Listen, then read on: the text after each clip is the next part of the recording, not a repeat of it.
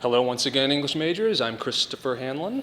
I'm Charles Warham. We're here with the Close Reading Cooperative once again for podcast day. Your voice sounds different today, Charles. It is. It's a dialect reading today here at the podcast. So I'm going back to the old home dialect.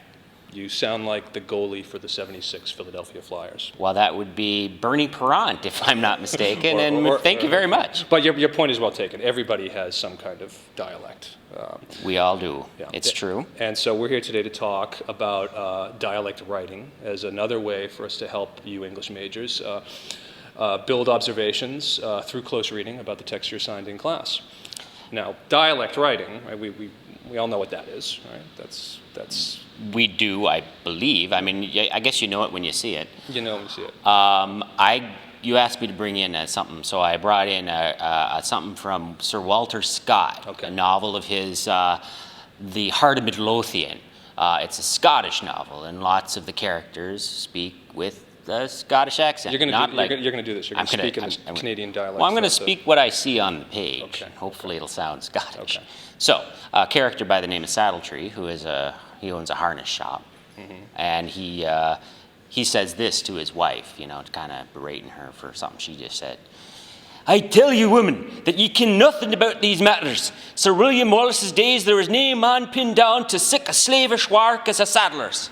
He sounds Scottish to me. That must be dialect writing. Well, that's what we're supposed to sound like in any case.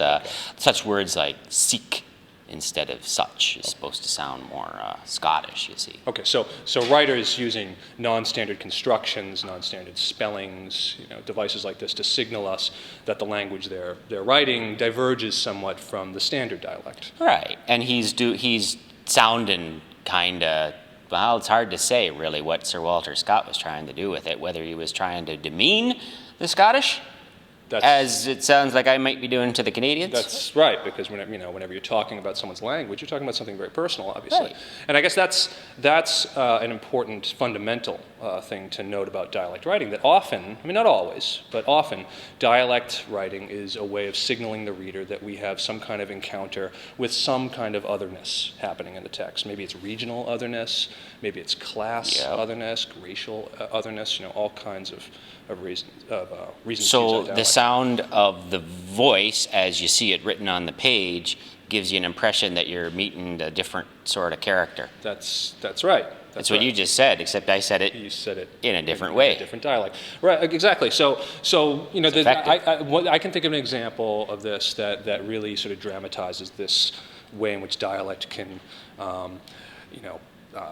render dramatic this encounter with otherness. Okay, now my example comes from William Faulkner's novel Absalom, Absalom. Now he's an American writer. He's an American writer. Okay. And here's a paragraph that comes from Absalom, Absalom. And there's a little bit of setup though.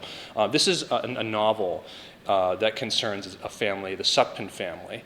And in this scene, a character by the name of Henry Sutpen is confronting a character by the name of Charles Bond. Now, Charles Bond plans on marrying Henry's sister and thus entering the Sutpen family through marriage. Okay. And Henry is intent on stopping that. They faced one another on the two gaunt horses, two men, young, not yet in the world, not yet breathed over long enough to be old, but with old eyes, with unkempt hair and faces gaunt and weathered.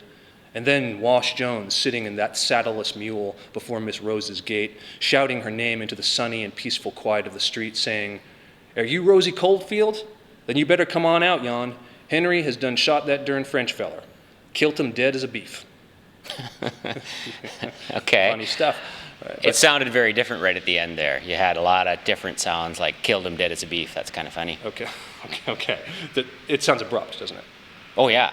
You can sort of tell that it goes from sounding like a regular old novel to somebody else's voice. Well, and Faulkner's language, the narrative's language in Absalom, Absalom is so ornate and so often Latinate and so complex. And then here we have Wash Jones, who is a squatter on Sutpen's land and who represents that social class the Sutpens are trying to escape from, interrupting that flow.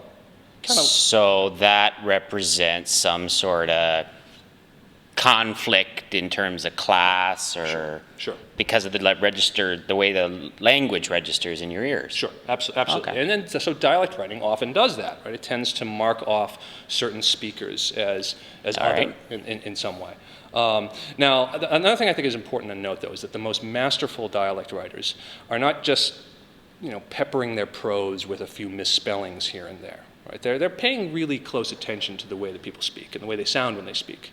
Okay, so Mark Twain, for instance, was a real master of dialect writing, and his novel, The Adventures of Huckleberry Finn, is entirely in dialect, right? And you know that from the very first sentence, right? And here's the first sentence of Huck Finn, and this is Huck Finn speaking. He narrates the novel.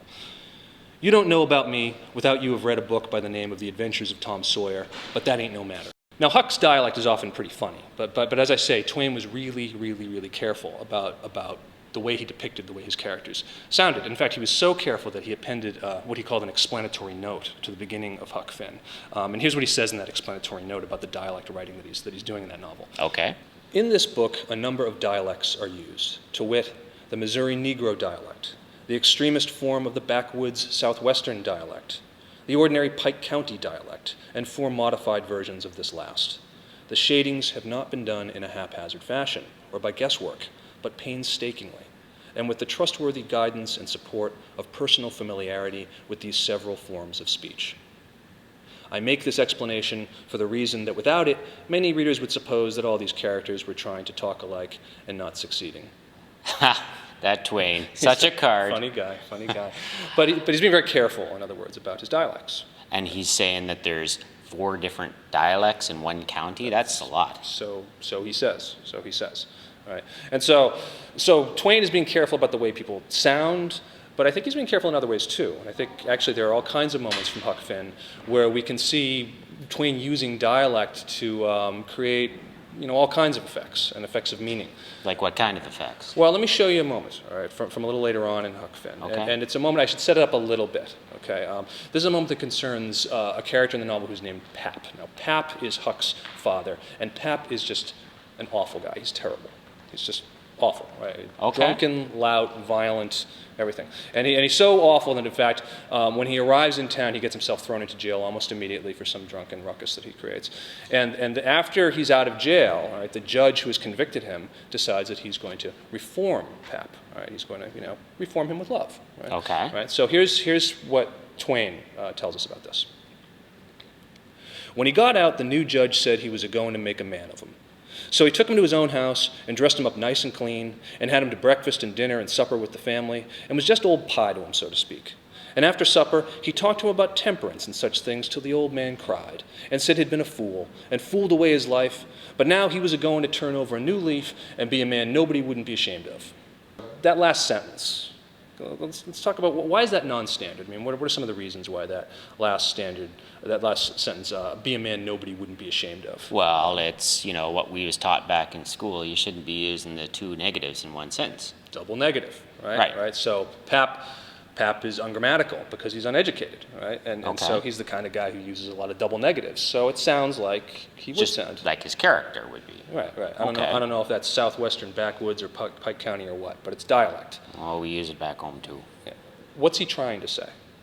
He's trying to say that nobody would be ashamed of him. He'd be such a good guy that nobody would be ashamed to know him. Right. That's what Pap means to say. Right, yeah. But it's not what Twain means to say.